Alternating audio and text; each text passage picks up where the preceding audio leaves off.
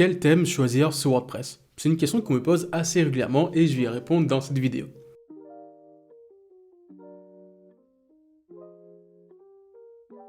Déjà, un thème, qu'est-ce que c'est? Pour vulgariser un peu le tout, ça va être la base que vous allez mettre en place sur WordPress pour commencer à travailler. C'est un peu les fondations de votre site web sur laquelle vous allez pouvoir venir rajouter vos pages, rajouter vos extensions pour créer votre site. Il ne faut pas non plus se tromper entre thème et thématique. Le thème de votre site WordPress ne va pas dépendre de votre thématique. Ce n'est pas parce que vous créez un site pour votre entreprise de plomberie que vous devrez prendre un thème plomberie. Non, sur WordPress, on va venir choisir un thème pour différents éléments parce qu'il existe aussi différents types de thèmes. Sur WordPress, vous allez avoir tout d'abord les thèmes gratuits. Ça, ce sont des thèmes que vous pourrez installer gratuitement sur votre site, pas besoin de payer. Parmi ces thèmes, vous allez retrouver des thèmes freemium. Ce sont des thèmes que vous pouvez tester et utiliser gratuitement, mais par contre qui possèdent une version premium qui, elle, souvent coûte entre 20 et 50 $ par an, mais qui vous permet de débloquer beaucoup plus de fonctionnalités. Par exemple, Astra, qui est un thème que je recommande. Vous avez la version gratuite de Astra,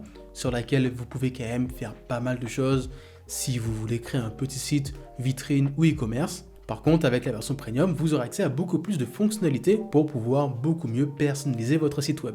Ensuite, la troisième catégorie de thèmes seront les thèmes qui vont être uniquement premium, des thèmes que vous allez pouvoir trouver sur des marketplaces ou directement sur les sites des constructeurs. Parce que, chose à noter, tous les thèmes que vous allez retrouver sur WordPress ne sont pas développés par les développeurs de WordPress. Ils sont faits par des particuliers ou des entreprises qui créent le thème et qui le mettent à disposition de la communauté. Donc, si jamais vous avez un souci avec un thème sur WordPress, vous ne pourrez pas vous adresser au support de WordPress.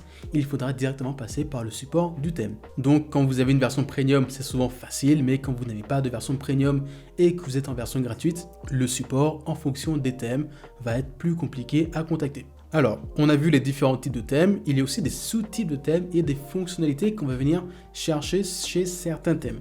Sur WordPress, on va venir choisir un thème pour différentes choses. Tout d'abord, on peut choisir un thème pour sa partie design. On se dit, ok, ce thème-là, il me propose des templates plutôt jolis, des templates que je vais pouvoir utiliser pour mon site, qui me plaisent et qui sont faciles à modifier. Bien faire attention à ne pas confondre template et thème. Les thèmes, ça va être la base technique sur laquelle vous allez travailler et les templates seront des modèles de pages, des modèles de sites que vous allez pouvoir utiliser. Donc on se dit, ok, ce thème-là, il est plutôt bien parce qu'il me propose des templates. On peut aussi se dire, ok, je vais prendre ce thème-là parce qu'il va être compatible avec tel ou tel page builder. Les page builders sont les extensions qui vont vous permettre de pouvoir modifier votre site, comme Divi ou Elementor. Donc, bien faire attention, si vous choisissez un thème et que vous avez déjà pré-choisi votre page builder, bien faire attention à ce qu'il soit bien compatible. Souvent, sur les thèmes payants, ça sera indiqué que le thème est compatible avec tel ou tel page builder. Dans la plupart des cas, ils sont compatibles avec Elementor, mais bien faire attention. On peut aussi choisir un thème parce qu'il nous apporte un page builder en particulier. Je sais que les thèmes comme Avada, Divi ou Bitheme apportent aussi leur propre constructeur de pages, des constructeurs de pages qui vont être 100% compatibles avec le thème, fait pour le thème et fait par les mêmes développeurs du thème. Il peut y avoir des avantages comme le fait que vous n'avez pas du tout à vous soucier d'avoir un bon constructeur de pages pour pouvoir modifier votre site et on va être sur des thèmes qui ne vont pas être incompatibles avec votre constructeur de pages. Sauf que le désavantage de cette solution, c'est que, comme je vous l'ai dit, les thèmes sont développés par des entreprises, par des particuliers, et à tout moment, si l'entreprise fait faillite, vous avez un thème que vous ne pouvez plus mettre à jour, donc vous n'êtes plus à l'abri de toutes les différentes attaques, et pareil au niveau de vos pages, vu qu'elles sont construites avec le thème, vous ne pourrez pas passer sur Elementor pour reprendre vos pages. Donc si vous avez un thème et un page builder qui sont liés, c'est pas vraiment quelque chose que je peux vous recommander. Par exemple, si votre thème n'est plus maintenu à jour et que vous voulez changer de thème, mais à côté de ça, vos pages sont faites sous Elementor, vous pouvez garder vos pages avec Elementor et par exemple, changer de thème, passer de Ocean WP à Nivi, par exemple. Nous avons aussi la possibilité de choisir un thème parce qu'il nous apporte des éléments techniques particuliers. Je prends l'exemple, si vous souhaitez monter un site pour de la location de gîtes, de la location de voitures, votre élément technique principal sera le fait d'intégrer un système de location, de prise de rendez-vous. Ça, souvent, vous pouvez l'avoir de deux manières, soit via des extensions. Souvent, les désavantages, c'est que vous devriez multiplier les extensions pour avoir quelque chose de correct, ou vous pouvez passer par des thèmes qui embarquent tous ces éléments techniques. Vous pouvez avoir un thème, par exemple, imaginons que vous souhaitez vendre des formations, créer votre propre LMS.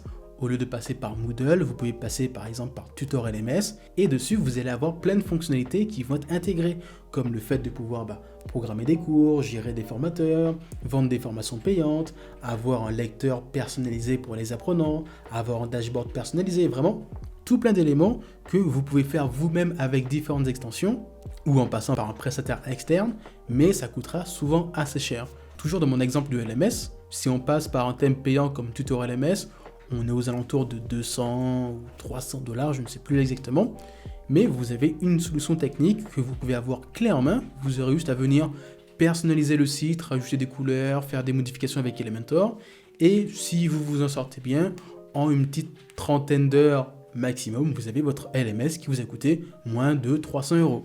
Alors que si vous passez par une agence pour le développer sur mesure, là, il va falloir rajouter 1 ou 2 € sur la facture. Donc, pour résumer, on peut choisir un thème pour les templates, pour son page builder, pour sa partie technique, ou aussi, par exemple, sa partie référencement naturel. On peut choisir un thème aussi parce qu'il peut nous aider à optimiser le référencement naturel de notre site. Mais souvent, ça, on va le faire avec des extensions comme Yoast SEO. Alors, quel thème est-ce que je peux vous recommander? Au niveau des thèmes gratuits, clairement, le plus simple, vous allez sur WordPress, dans Apparence thème, vous triez parmi les thèmes les plus populaires, et vous pouvez choisir les thèmes les plus populaires, hormis les 21, 22 et 23. Alors, parmi les thèmes gratuits, je peux vous recommander Hello Elementor, si vous choisissez de prendre Elementor comme Page Builder. Ensuite, Astra qui est compatible avec Elementor, il est facile à prendre en main. Il est aussi compatible avec Gutenberg et Brave Builder. Ensuite, je peux vous recommander le thème Nivi, aussi c'est un thème facile à prendre en main et compatible avec Elementor. En tout cas, les thèmes les plus populaires, je peux vous les recommander. Et ça va être à peu près pareil pour les thèmes payants. Si vous allez sur ThemeForest, qui est le marketplace numéro 1 en termes de thèmes sur WordPress et aussi sur Shopify, vous allez dans les thèmes les plus populaires et vous prenez les premiers qui arrivent. Si vous cherchez un thème avec déjà un constructeur de page, je peux vous recommander le thème Avada ou le thème Bithème. Ce sont des thèmes que j'ai déjà testés et qui sont aussi faciles à prendre en main. Ils ont une bonne interface et ce sont aussi des thèmes qui sont populaires et sur lesquels vous allez pouvoir trouver tout un tas de ressources payantes ou gratuites pour vous former à ce niveau-là. Chose à regarder aussi quand vous achetez un thème. Bien faire attention au constructeur de page qui va être compatible avec, mais aussi au support client. Regardez si le support client est réactif, si le thème WordPress a une très bonne note sur les marketplaces, les avantages que vous avez si vous prenez la version premium. Par exemple, sur certains thèmes, je peux avoir une réponse du support en moins de 24 heures, un chat en direct. Je peux aussi avoir un support, c'est mieux quand on a un support français ou un support qu'on peut avoir via un chat en direct. Regardez aussi si les équipes mettent à jour régulièrement l'extension, parce que personnellement, je suis déjà tombé sur des extensions qui n'étaient plus mises à jour pendant plus d'1 an, mais qui étaient encore disponibles sur certains marketplaces. Et ça, comme les extensions, si votre thème n'est pas maintenu à jour, vous serez beaucoup plus vulnérable aux attaques en tout genre. Donc, bien faire attention aux mises à jour de votre thème.